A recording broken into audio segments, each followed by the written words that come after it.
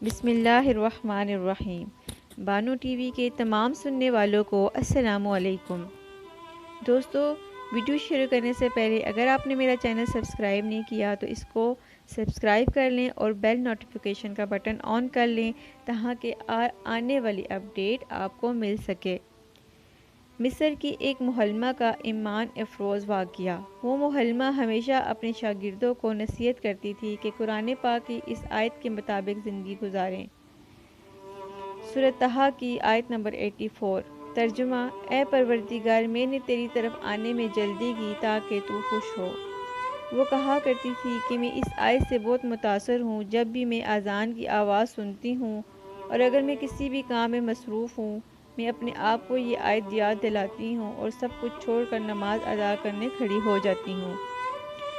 رات کو 2 بجے جب تہجد کا الارم بجتا ہے اور میں گہری نیند میں مزید سونا چاہتی ہوں تو یہ آیت مجھے یاد آتی ہے اور مجھے جگاتی ہے۔ اس خاتون کے شوہر کی عادت تھی کہ کام سے واپس گھر آتے وقت وہ اسے فون پر کھانے کے متعلق ہدایت دیتا تاکہ اس کے گھر پہنچنے پر گرما گرم کھانا تیار ملے اور وہ کھانا کھا کر سو جائے۔ ایک دن اس نے فون پر محشی کھانے کی فرمائش کی۔ انگور کے پتوں میں چاول بھرے جاتے ہیں اور پھر ان کو ہلکی آنچ پر پکنے رکھا جاتا ہے اور بہت وقت طلب ڈش ہے۔ اتنی دیر میں اذان کی آواز سنائی دی تو اس کے صرف 3 رولز رہ گئے تھے جن کے بھرنے میں زیادہ سے زیادہ 5 منٹ لگتے، لیکن اس نے حسب عادت سب کام چھوڑے اور نماز ادا کرنے کھڑی ہو گئی۔ اس خاتون کا شوہر اسے بار بار فون کرتا رہا لیکن کوئی جواب وصول نہیں ہوا۔ جب وہ گھر پہنچا تو اس نے دیکھا کہ اس کی بیوی سجدے میں ہے اور کھانا ابھی تک تیار نہیں ہے۔ اس نے دیکھا کہ صرف 3 رولز بننے رہ گئے ہیں تو اسے شدید غصہ آیا اور اس غصے کے عالم میں اس نے اپنی بیوی کو ڈانٹنا شروع کر دیا۔ تم اپنا کام ختم کر کے دیگچی چولہے پر رکھ کر پھر نماز ادا کر سکتی تھی۔ 3 رولز بنانے میں کتنی دیر لگتی ہے؟ لیکن اس کی بیوی کی طرف سے کوئی جواب نہ آیا۔ جب وہ اس کے پاس آیا تو دیکھا کہ سجدے کی حالت میں اس کا انتقال ہو چکا ہے۔ سبحان اللہ!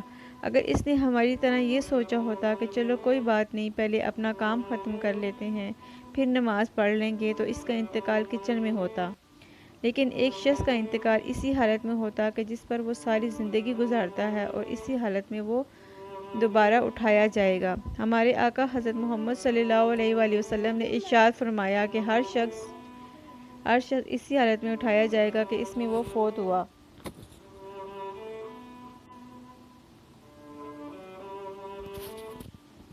لیکن ایک شخص کا انتقال اسی حالت میں ہوتا ہے جس پر وہ ساری زندگی گزارتا ہے اور اسی حالت میں وہ دوبارہ اٹھایا جائے گا۔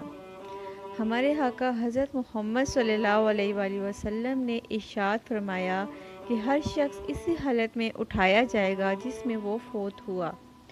آئیے آج ایک عہد کریں بہنوں کے لیے، جیسے ہی اذان کی آواز سنائی دے سب کام ایک طرف رکھیں اور نماز کے لیے اٹھ کھڑی ہوں، زیادہ سے زیادہ 20 منٹ تک، جو کہ اقامہ ٹائم بھی ہے۔ ہمارے آقا صلی اللہ علیہ وآلہ وسلم سے کسی نے پوچھا کہ اللہ تعالیٰ کے نزدیک سب سے محبوب عمل کیا ہے؟ انہوں نے جواب دیا، نماز کو اس کے اولین وقت میں ادا کرنا۔ سبحان اللہ! اور بھائیوں کے لیے، جیسے ہی آپ اذان کی آواز سنیں فوراً وضو کریں اور مسجد چلے جائیں۔ اپنے آپ کو یہ آیت بار بار یاد دلاتے رہیں کہ اے پروردگار، میں نے تیری طرف آنے میں جلدی کی تاکہ تو خوش ہو جائے۔